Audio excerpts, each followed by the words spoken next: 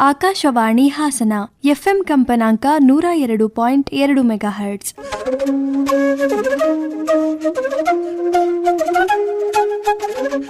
ಸುರಗಿ ಸಾಹಿತ್ಯಿಕ ಸಂಚಿಕೆ.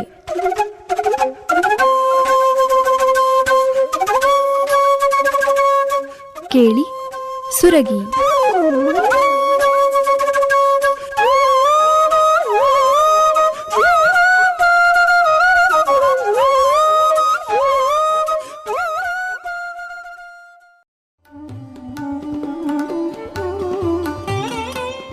ಕೇಳುಗರಿಗೆಲ್ಲ ನಮಸ್ಕಾರ. ನಿಮಗೆಲ್ಲ ಇಂದಿನ ಸುರಗಿ ಸಾಹಿತ್ಯಿಕ ಸಂಚಿಕೆಗೆ ಸ್ವಾಗತ.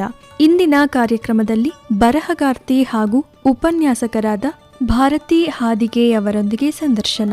ಸಂದರ್ಶಕರು ಸುಜಾತಾ ಎಫ್ ತಳವಾರ್.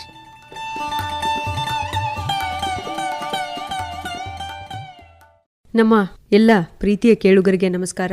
ಇಂದಿನ ಸುರಗಿ ಸಾಹಿತ್ಯಿಕ ಕಾರ್ಯಕ್ರಮಕ್ಕೆ ನಿಮ್ಮೆಲ್ಲರಿಗೂ ಸ್ವಾಗತ. ಇವತ್ತಿನ ಕಾರ್ಯಕ್ರಮದಲ್ಲಿ ನನ್ನ ಅಚ್ಚುಮೆಚ್ಚಿನ ಅಂದರೆ ಅವರು ಕಣ್ಣೆದುರಿಗೆ ಕಾಣೋದನ್ನೆಲ್ಲ ಕತೆ ಮಾಡ್ತಾರೆ. ಅದು ಸಹಜವಾಗಿ ಎಲ್ಲರಿಗೂ ಬರಲ್ಲ. ಒಂದು ಸಾಹಿತ್ಯ ರಚನೆ ಆಗಬೇಕು ಅಂದರೆ ಒಂದು ಅದಕ್ಕೆ ಪ್ರಿಪರೇಷನ್ ಬೇಕಾಗುತ್ತೆ, ತುಂಬ ಓದಬೇಕಾಗುತ್ತೆ, ಬೇರೆ ಬೇರೆಯವ್ರನ್ನೆಲ್ಲ ಓದಬೇಕು, ಮಹಾಕಾವ್ಯಗಳನ್ನೆಲ್ಲ ಓದಬೇಕು, ಅವನ್ನೆಲ್ಲ ಓದಿ ಅರಗಿಸ್ಕೋಬೇಕು, ಆಮೇಲೆ ಕತೆ ಕಟ್ಟಬೇಕು, ಕಾವ್ಯ ಕಟ್ಟಬೇಕು.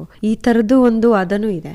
ಆದರೆ ಕಣ್ಣೆದುರಿಗೆ ಕಂಡಿರೋದನ್ನ ಕಥೆಯಾಗಿ ಕಾವ್ಯವಾಗಿ ಹೇಳೋದು ಈ ಥರದ್ದು ಒಂದಿದೆ. ಅದಕ್ಕೆ ತುಂಬಾ ಓದಿ ಬರಬೇಕಾಗಿಲ್ಲ, ಅನುಭವದಿಂದ ಮತ್ತೆ ಒಂದು ಬೆರಗುಗಣ್ಣಿನಿಂದ ಎಲ್ಲವನ್ನು ಕುತೂಹಲದಿಂದ ನೋಡಿದಾಗ ಆ ಥರದ್ದು ಸಾಧ್ಯ ಆಗುತ್ತೇನೋ ಅಂತ ನನಗನ್ಸುತ್ತೆ. ಇವರನ್ನು ನೋಡಿದಾಗ ಯಾರು ಇವರು ಅಂತ ನಿಮ್ಗೆ ಕುತೂಹಲ ಆಗ್ತಾ ಇರ್ಬೋದು. ಉಪನ್ಯಾಸಕರಾಗಿರುವಂತಹ ಭಾರತಿ ಟೀಚರ್ ಅಂತ ಪರಿಚಯ ಆಗಿರುವ ಭಾರತಿ ಹಾದಿಗೆ ಅವರು ನಮ್ಮ ಜೊತೆಗಿದ್ದಾರೆ. ಮೇಡಮ್ ನಮಸ್ಕಾರ. ನಮಸ್ತೆ ಮೇಡಮ್. ಕಾರ್ಯಕ್ರಮಕ್ಕೆ ಸ್ವಾಗತ ತಮಗೆ. Thanks madam. ಹೇಗಿದ್ದೀರಾ? ಚೆನ್ನಾಗಿದ್ದೀರಾ? ನಿಮ್ಮನ್ನ ಮಾತಾಡ್ಸಿದ ತಕ್ಷಣ ಒಂದ್ ಏನಾರು ಕಥೆನೋ ಕವನನೋ ಇಲ್ಲ ಅಂದ್ರೆ ಒಂದ್ ಗಾದೆನೋ ಏನೋ ಹೇಳ್ಬಿಡ್ತೀರಾ ನೀವು. ಮತ್ತೆ ಇವತ್ತಿನ ಕಾರ್ಯಕ್ರಮದಲ್ಲಿ ನೀವು ಒಬ್ಬ ಟೀಚರ್ ಆಗಿ, ಬರಹಗಾರ್ತಿಯಾಗಿ, ಕತೆಗಾರ್ತಿಯಾಗಿ ಸಾಕಷ್ಟು ಜನರಿಗೆ ಪರಿಚಿತರಾಗಿದ್ದೀರಾ. ಈಗ ವಿಶೇಷವಾಗಿ ಅಂದ್ರೆ ಆಕಾಶವಾಣಿನಲ್ಲೂ ಹಲವಾರು ಬಾರಿ ನಿಮ್ಮ ಕತೆಗಳನ್ನ, ಪ್ರಬಂಧಗಳನ್ನ, ಚಿಂತನವನ್ನ ನಾವು ಪ್ರಸಾರ ಮಾಡಿದೀವಿ. ಆದಾಗ್ಯೂ ನಮ್ಮ ಕಾರ್ಯಕ್ರಮದ ಒಂದು ಬಹಳ ಸಹಜವಾದಂತಹ ವಾಡಿಕೆ ಏನಂತಂದ್ರೆ ಪರಿಚಯದ ಮೂಲಕನೇ ಆರಂಭ ಮಾಡ್ಕೊಳ್ಳೋದು. ಯಾವ ಊರಿನವರು ತಾವು? ಮೇಡಮ್ ನಮ್ದು ಸಕಲೇಶಪುರ ತಾಲೂಕಿನ ಹಾನ್ಬಾಳ್ ಹೋಬಳಿ ಹಾದಿಗೆ ಗ್ರಾಮ. ಹಾನುಬಾಳು ಹಾದಿಗೆ. ಹಾದಿಗೆ ಅಂತ ಹೇಗ್ ಬಂದಿರ್ಬೋದು? ಅದು ಹಾದಿಗೆ ಊರಲ್ಲಿ ಹೇಮಾವತಿ ಹೊಳೆ ಇದೆ. ಯಾರೋ ಏನ್ ಮಾಡಿರ್ಬಹುದು ಅಂದ್ರೆ ನಲಿಕೆಗೆ ಹೋಗೋದು ಎಲ್ಲಿ, ಬಿಟೇಶ್ವರಕ್ಕೆ ಹೋಗೋದು ಎಲ್ಲಿ ಅಂತ ಕೇಳಿರ್ಬಹುದು. ಅವಾಗ ಈ ಹಾದಿಗೆಗಾಗ ಹೋಗಿ ಅಂತ ಅಂದಿದ್ದು ಬಹುಶಃ ಅದು ಹಾದಿಗೆ ಆಗಿರ್ಬಹುದು. ಈ ಹಾದಿಲ್ ಹೋಗಿ ಅಂತ ಅದು ಹಾದಿಗೆ ಆಗಿದೆ ಅಂತ. ಅಂದ್ರೆ ಒಂದೊಂದು ಕತೆಗಳಿರುತ್ತೆ ಒಂದೊಂದು ಊರಿಗೂನು. ಆ ಊರು ಹೇಗ್ ಬಂತು, ಹೇಗೆ ಅಂತೆಲ್ಲ. ಹೌದು, ಅದಕ್ಕೆ ಕುತೂಹಲಕ್ಕೆ ಕೇಳಿದೆ. ಹಾಗೆ ಹಾದಿಗಾಗಿ ಹೋಗಿ, ಹೊಳೆ ಎಲ್ಲಿ ಬರುತ್ತೆ ಅಂದ್ರೆ ಈ ಹಾದಿಗಾಗಿ ಹೋಗಿ. ಇದೊಂದು ಮಾತು ಹಾದಿಗೆ ಆಗಿರಬಹುದು. ಹೇಗೆ ಮಲ್ನಾಡಿನವರು ನೀವು, ಈಗ ಬಂದು ಸಿಟಿನಲ್ಲಿದ್ದೀರಾ, ಹಾಸನದಲ್ಲಿ. ಎಷ್ಟು ನಿಮ್ಮೂರನ್ನ ಮಿಸ್ ಮಾಡ್ಕೋತೀರಿ? ತುಂಬಾ. ನಿಮ್ ಬಾಲ್ಯ ಹೇಗಿತ್ತು? ಬಾಲ್ಯ ಬಹಳ ಚೆನ್ನಾಗಿ. ಯಾಕೆ ನನಗೆ ಕುತೂಹಲ ಇದೆ ಅಂದ್ರೆ, ನಿಮ್ ಕತೆಗಳನ್ನ ಓದಿದಾಗ, ಪ್ರಬಂಧ ಓದಿದಾಗ, ಅಯ್ಯೋ ಎಲ್ಲರಿಗೂ ಅದನ್ನ ಪಾಸ್ ಮಾಡ್ಕೊಂಡು ಬಂದಿರ್ತೀವಿ. ಎಲ್ಲರೂ ಅದನ್ನ ಒಂದ್ ರೀತಿನಲ್ಲಿ ಅನುಭವಿಸ್ಕೊಂಡೇ ಬಂದಿರ್ತೀವಿ. ಆಮೇಲೆ ಅವು ಯಾವಾಗೋ ಮರ್ತ ಹೋಗ್ತವೆ. ನಮಗ್ ಮಕ್ಕಳಾದಾಗ ಅವು ಕತೆ ಹೇಳುವಾಗ, ನಿಮ್ ಚೈಲ್ಡ್ಹುಡ್ ಹೇಗಿತ್ತಮ್ಮ ಅಂತ ಕೇಳಿದಾಗ ಅದ್ ನೆನಪಿಗೆ ಬರುತ್ತೆ. ಆದ್ರೆ ಅದನ್ನ ಸಶಕ್ತವಾಗಿ ಕಟ್ಟಕ್ಕೆ, ಬರ್ದಿಡಕ್ಕೆ, ಒಂದ್ ಕತೆ ಆಗ್ಸಕ್ಕೆ ಬರಲ್ಲ. ಆದ್ರೆ ನೀವು ನಿಮ್ ಬಾಲ್ಯನೆಲ್ಲ ಕತೆ ಆಗಿಸ್ತಾ ಇದೀರಪ್ಪ. ಹೇಗೆ ಅದೆಲ್ಲ ಸಾಧ್ಯ ಆಗಿದ್ದು? ನಮ್ಮ ಪರಿಸರನೇ ಬರೆಯೋದ್ ಕಲಿಸ್ತು ಅಂತ ಹೇಳ್ಬೋದು. ತಂದೆ ತಾಯಿ ಕೃಷಿಕರು. ಮನೆಯಲ್ಲಿ ಇವತ್ತಿನ ಕಾಲಕ್ಕೆ ನೆನೆಸ್ಕೊಂಡ್ರೆ ಅದೇ ಸುಖ ಅನ್ಸುತ್ತೆ. ಅವತ್ತಿನ ಕಾಲಕ್ಕೆ ಕಷ್ಟ. ಹೆಂಗೆ ಅಂದ್ರೆ ಒಂದು ಹಸು ಸಾಕ್ಬೇಕಿತ್ತು, ಅದ್ರ ಹಾಲು ಮಾರೋದು. ಈಗ ಮಕ್ಳಿಗೆಲ್ಲ ಹೊಟ್ಟೆ ತುಂಬಾ ಹಾಲು ಕುಡಿಯಕ್ ಕೊಟ್ರೆ ಜೀವನ ನಡೆಯಲ್ಲ. ಬಾಳೆಗೊನೆ ಬಿಡೋದ್ನೆ ಕಾಯ್ಬೇಕು, ಬಾಳೆಗೊನೆ ಮಾರಿ ಬದುಕ್ ನಡಿಬೇಕು. ಈ ತರ ಕೃಷಿ ಸಮುದಾಯ. ಜಾಗ ಇತ್ತು, ಒಂದಷ್ಟು ಕಾಡಿನ ಜಾಗ ಎಲ್ಲ ಕೊಂಡ್ಕೊಂಡು ಹಾದಿಗೆ ಹತ್ರ ನಮ್ ತಂದೆ ಬೀಳ್ಸಾರೆ. ಅವರು ದೇವಲ್ಕೆರೆ ದೇವರಿಂದ ಬೀಳ್ಸಾರೆ, ಆ ಕಡೆ ಊರ್ನವ್ರು ನಮ್ ತಂದೆ. ಜಾಯಿಂಟ್ ಫ್ಯಾಮಿಲಿ ಎಲ್ಲ ಒಂದೇ ಕಡೆ ಇರಬಾರ್ದು ಅಂತೇಳಿ ಮನೆ ಬಿಟ್ಟು ಬಂದವ್ರು. ಅವರು ಬಂದ್ರೆ ಬದುಕದ್ ಹೆಂಗೆ ಅಂದ್ರೆ ಒಂದಷ್ಟು ಕಾಡು, ಆ ಕಾಡನ್ನ ತಗೊಂಡಂಗೆ ಆ ಕಾಡನ್ನ ಸಾಗ್ ಮಾಡ್ಬೇಕೀಗ. ಕೊಟ್ಟು ಕೆಲಸ ಮಾಡ್ಸಕ್ಕೆ ದುಡ್ಡಿರಲ್ಲ, ಇವರೇ ಇಬ್ಬರೇ ಕೆಲಸ ಮಾಡ್ಬೇಕು. ಅಪ್ಪ ಅಮ್ಮ. ಅದು ಕಡ್ದು ಕಡ್ದು ಕಡ್ದು ಒಂದು ಅಂದ್ರೆ ಕೃಷಿಗೆ ಹದ ಮಾಡೋದು ಎಷ್ಟು ಕಷ್ಟ. ಹದ ಮಾಡ್ಬೇಕು. ಹೀಗೆ ಬಾಳೆ ಹಾಕಿದ್ರು. ಎಷ್ಟು ಜನ ಮಕ್ಕಳು? ನಾವು 4 ಜನ ಮಕ್ಕಳು. ಬಾಳೆಗೊನೆ ಬಿಡಲಿವರೆಗೆ ಕಾಯಬೇಕು, ಹ್ಮ್ ಅದನ್ನು ಮಾರಬೇಕು, ಜೀವನ ಹೋಗಬೇಕು. ತರಕಾರಿ ಬೆಳೆಸೋದು, ತರಕಾರಿ ಮಾರೋದು, ಎಲ್ಲ ಮಾರಾಟ ಮಾಡೋದು. ಈ ಕಾಫಿ ಬರಲಿವರೆಗೆ, ಏಲಕ್ಕಿ ಬರಲಿವರೆಗೆ. ಎಷ್ಟು ದೊಡ್ಡ ಊರು ನಿಮ್ದು? ತುಂಬಾ ದೊಡ್ಡ ಊರು. ಹೌದಾ? ತುಂಬಾ ದೊಡ್ಡ ಊರು ಅಂದ್ರೆ ಅವತ್ತಿಂದ ಇವತ್ತಿನವರೆಗೆ ಸ್ವಚ್ಛವಾದ ಯಾವ್ದಾರು ಒಂದು ಹಳ್ಳಿ ಇದ್ರೆ ಅದು ಹಾದ್ಗೆನೆ. ಮಧ್ಯ ರೋಡು, ಆ ಕಡೆ ಈ ಕಡೆ ಮನೆಗಳು, ದೊಡ್ಡ ದೊಡ್ಡ ಮನೆಗಳು. ಒಂದೊಂದು ಮನೆ ಅಂದ್ರೆ ಒಂದು ಅರ್ಧ ಎಕರೆಗೆ ಇದೆಯೇನೋ ಅನ್ನೋ ಮನೆಗಳದು, ಅವತ್ತಿನ ಕಾಲದ ಮನೆಗಳು. ಮನೆ ಸುತ್ತ ಅಂಗಳ, ಒಂದು ಕಾಫಿಗೆ ಕಣ ಅಂತ ಊರಲ್ಲಿ ನಾವಿದ್ದು. ಊರು ಹೊರಗಡೆ ನಮ್ಮ ಮನೆ ದಾಟ್ಕೊಂಡು ಹಾದಿಗೆ ಊರೊಳಗಡೆ ಹೋಗ್ಬೇಕು. ಹಾದಿಗೆ ಊರು ದಾಟಿದ್ಮೇಲೆ ಹೊಳೆ ಸಿಗುತ್ತೆ, ಹೇಮಾವತಿ. ಹೊಳೆ ದಾಟಿದ್ಮೇಲೆ ಬೇರೆ ಬೇರೆ ಊರುಗಳು, ನೆಲಿಕೆ, ಆ ತರದ ಊರುಗಳೆಲ್ಲ ಇರೋದು. ತೇಜಸ್ವಿ ಅವ್ರು ಬರ್ತಾ ಇದ್ದಿದ್ದೆ ಅಲ್ಲಿಗೆ, ಆ ತರದ ಊರು ನಮ್ದು. ಅವ್ರಲ್ಲೇ ಹೋದ್ರು ನಾವು ನೋಡಿದ್ರು ಸುಮ್ನೆ ಇದ್ವಲ್ಲ, ಅದೊಂದು ಬೇಜಾರೀಗ. ಇಲ್ಲೇ ಹೋದ್ರು ಈಗ ಇಲ್ಲೇ ಹೋದ್ರು ನೋಡ್ಲಿಲ್ವಾ ಅನ್ನೋರೆಲ್ರು ನಾವು ನೋಡಿರ್ತಾನೆ ಇರ್ಲಿಲ್ಲ. ಅದು ಈಗ ಸ್ವಲ್ಪ ಬೇಜಾರಾಗುತ್ತೆ. ಅಂತ ಒಬ್ಬರು ಸಾಹಿತಿಗಳು ಮನೆ ಮುಂದೆ ಹೋದ್ರು ನೋಡ್ದೇ ಇದೀವಲ್ಲ. ಊರಲ್ಲಿ ಶಾಲೆ ಎಲ್ಲ ಇತ್ತು? ಊರಲ್ಲಿ ಶಾಲೆ ಇತ್ತು, ಊರಲ್ಲಿ ಪೋಸ್ಟ್ ಆಫೀಸ್ ಇತ್ತು. ಸಣ್ಣ ಗ್ರಾಮ ಆದ್ರೂ ಶಾಲೆ ಎಲ್ಲ ಚೆನ್ನಾಗಿತ್ತು. ಊರಲ್ಲಿ ಎಲ್ಲ ವಿದ್ಯಾವಂತರು. ಅವತ್ತಿನ ಕಾಲಕ್ಕೆ ಒಳ್ಳೆ ಕಾಫಿ ತೋಟ ಎಲ್ಲ ಇಟ್ಕೊಂಡು, ಆಮೇಲೆ ಸಮಾಜ ಸೇವೆಗಳನ್ನೆಲ್ಲ ಮಾಡೋ ಥರ. ನೀವು 4 ಜನ ಮಕ್ಕಳು? ನಾವು 4 ಜನನು ಶಾಲೆಗೆ ಹೋಗ್ತಿದ್ರ? 4 ಜನ ಹೋಗ್ತಾ ಇತ್ತು. ಅಪ್ಪ ಅಮ್ಮ ಅಷ್ಟೊಂದು ಕಷ್ಟ ಪಡ್ತಿದ್ರಲ್ಲ ಕೃಷಿ ಮಾಡಕ್ಕೆ ಅಂತ ನೀವು ಹೇಳಿದ್ರಿ. ಈಗ ಒಂದ್ ಬಾಳೆ ಬಿಡೋದನ್ನೇ ಕಾಯ್ಬೇಕಿತ್ತು, ತರಕಾರಿ ಬೆಳೆಯೋದನ್ನೇ ಕಾಯ್ಬೇಕಿತ್ತು, ಯಾಕಂದ್ರೆ ಬದುಕು ನಡಿಬೇಕಿತ್ತು. ಅಂತದ್ರಲ್ಲಿ ನೀವೆಲ್ಲರೂ ಸೇರಿ ಕೃಷಿ ಮಾಡೋಣ, ನೀವು ಶಾಲೆಗೇನು ಹೋಗೋದ್ ಬೇಡ ಅಂತ ಹೇಳಿಲ್ವಾ? ಇಲ್ಲ, ಹೇಳಲಿಲ್ಲ. ಅವತ್ತಿನ ಕಾಲದಲ್ಲಿ ಹಾನ್ಬಳ ಸ್ಕೂಲಲ್ಲಿ ಓದಿಸೋದ್ರೆ ಸ್ವಲ್ಪ ಸ್ಟ್ಯಾಂಡರ್ಡ್. ಅದು ಬಹಳ ನೀಟಾಗಿ ಕಳ್ಸೋರು. ಮನೇಲಿ ಏನೇ ಕಷ್ಟ ಇದ್ರು ಬೂಟ್ಸ್ ಹಾಕ್ಸಿ, ಯೂನಿಫಾರ್ಮ್ ಬಟ್ಟೆ ಐರನ್ ಮಾಡಿಕೊಟ್ಟು, 2 ಜಡೆ ಎಲ್ಲ ಬಹಳ ನೀಟಾಗಿ ಹಾಕಿ ಸ್ನಾನ ಮಾಡಿಸಿ. ಸ್ನಾನ ಅಂದ್ರೆ ಮನೆಯಲ್ಲೆಲ್ಲ ಸ್ನಾನ, ಅಲ್ಲಿ ಬಾವಿ ಹತ್ರನೇ ಸ್ನಾನ ಮಾಡ್ಕೊಂಡ್ ಬಂದ್ಬಿಡ್ಬೇಕು. ಅಲ್ಲೊಂದ್ ಮನೆ ಎಲ್ಲ ಕಟ್ಟಿದಂಗ್ ಮಾಡಿ, ಅಲ್ಲೇ ಹಂಡೆ, ಅಲ್ಲೇ ಬಾವಿಯಿಂದ ನೀರ್ ತಂದು ಅಲ್ಲೇ ಹಾಕೊಂಡು, ಅಲ್ಲೇ ಕಾಯಿಸಿ, ಅಲ್ಲೇ ಸ್ನಾನ ಮಾಡ್ಕೊಂಡು ಮೇಲೆ ಹತ್ತಿ ಬಂದ್ಬಿಡೋದು. ಮನೆಗೆ ನೀರಿನ ವ್ಯವಸ್ಥೆ ಇರ್ಲಿಲ್ಲ, ನೀರ್ ಹೊರದ. ಅವಾಗ ಎಲ್ಲರೂ ಹೊರದೆ, ಒಬ್ಬೊಬ್ಬರೆಲ್ಲ. ನಲ್ಲಿ ವ್ಯವಸ್ಥೆ ಇರ್ಲಿಲ್ಲ. ಬಹಳ ಚೆನ್ನಾಗಿ ಕಳ್ಸಿದ್ರು ಸ್ಕೂಲಿಗೆ ನಮ್ಮನ್ನ. ಎಲ್ಲ ಜೊತೆಲೆ ಬರೋದು. ಬಸ್ಸಿನ ವ್ಯವಸ್ಥೆ ಇರ್ಲಿಲ್ಲ. 3 ಕಿಲೋಮೀಟರ್ ನಡಿಬೇಕಿತ್ತು ಬೆಳಿಗ್ಗೆ ಸಾಯಂಕಾಲ. ಟಿಫಿನ್ ಬಾಕ್ಸಿಗೆಲ್ಲ ಊಟ ಹಾಕಿ, ಬಿಸಿ ಅನ್ನ, ಬಿಸಿ ಸಾರು ಬೆಳಿಗ್ಗೆನೆ ಮಾಡುತ್ತಿದ್ದು ಅಡ್ಗೆನ. ಈಗ ನೆನೆಸ್ಕೊಂಡ್ರೆ ಅದು ತುಂಬಾ ಸುಖ. ಅವತ್ತು ತಂದೆ ತಾಯಿ ಕಷ್ಟಪಡೋದೆಲ್ಲ ನೋಡಿದಾಗ ದನ ಮೇಯಿಸ್ಬೇಕಿತ್ತು, ಎಲ್ಲಾ ಕೆಲಸನೂ ತಂದೆ ತಾಯಿನೇ ಮಾಡ್ಬೇಕಿತ್ತು. ನಾವು ಮಾಡ್ತಾ ಇದ್ದು.